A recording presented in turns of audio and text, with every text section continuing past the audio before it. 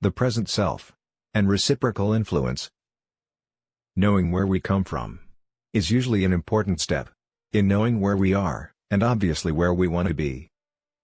A tree grows from a seed. It grows roots and it sprouts branches and leaves, until eventually it grows into a tree. This is the natural growth of nature, and quite frankly common sense and obvious. And we can say the same about any plant or animal. Everything has a starting point, a middle, and an end to life. Every living thing will always continue to be the same plant or animal, but it is always in a state of change. It grows and dies. All life is a process of continuity and change, and this describes us too, regardless of whether we are looking at an individual or the evolution of an entire species. Despite whether we are looking at our physical self or our mental or emotional self, because absolutely everything about us is constantly in a process of change.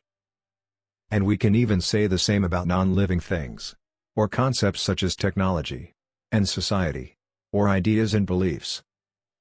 Okay, so it's a little obvious that we know that we grow from children into adulthood via adolescence.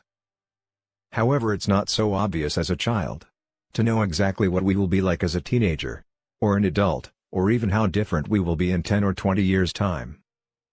We know that we will continue to change, but in reality, how many of us actually think about it? How often do you sit and imagine in your mind's eye what you will be like in 10 years' time? Will you be married or single?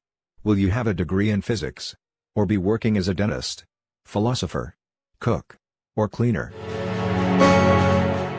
The truth is that 95% of people do not. They have no goals. They have no plans, or any thoughts at all about the future. In fact, many people also don't think about the past. They are too busy concentrating on the now.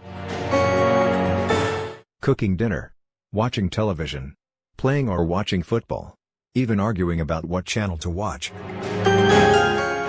If you were a keen gardener, you would most probably know instinctively exactly what a plant will eventually look like when you plant its seed.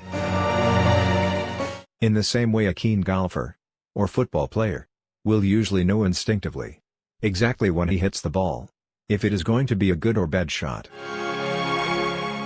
It is the same when we say something in conversation.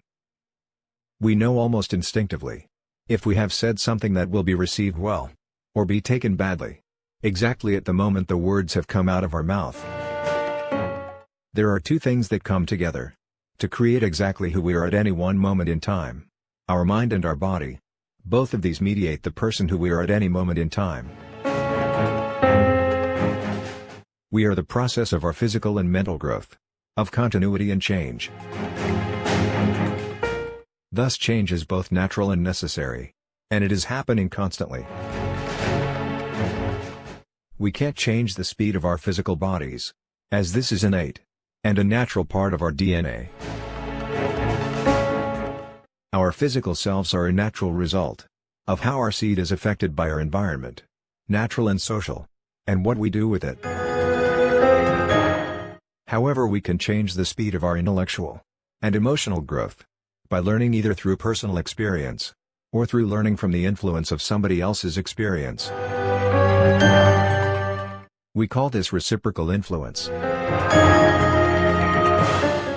In one sense, because we do not contemplate too much about who we are, who we were, and who we will be. Because we live in the now, we often pay little attention to the past and future. We often accept the common sense notion that we as people progress from childhood to adolescence to adulthood as a matter of course, and that once we become adults, we are pretty much set in our ways as a specific type of personality, and won't change in any great sense until we reach old age. However, as I keep reiterating, because it is important, we are in a constant state of change, which is, more specifically, we are consistently in a state of reciprocal influence. We are influenced and influencing, all the time, through smells, thoughts, and memories, through sounds, images, and tastes. In general, we don't tend to think about ourselves as being influenced, but we are. We all know companies spend billions of pounds each year just advertising products. Why? To influence us into buying them, or feeling that we need their special product, and not other inferior products. Common sense should inform us all that these companies would not spend so much money just on finding methods of influencing us, unless it works. Companies receive mass increases in product sales through advertising. If advertising didn't work, they wouldn't do it. And we can notice when people have been influencing us. When something bad happens, and we find someone has been lying, cheating or stealing. We don't tend to notice or mind being influenced as much as when people influence us by cheering us up when we are down. When others make us happy or feel loved, we can often take it for granted. We know they are doing something nice for us. However, we are still being influenced. And influence is reciprocal. Have you ever noticed just how one person in a group can make a social situation feel either comfortable or uncomfortable? If you are a parent, you will know that you are constantly influencing your children to grow up and behave in a certain way. But they also influence us, whether that be through pest or power, or some other form of influence. Children are constantly attempting to influence parents into giving in to their wants or needs. And in truth, this kind of influence can occur within adult relationships also. Thus, reciprocal influence is a large part of who we are, who we were, and who we will be.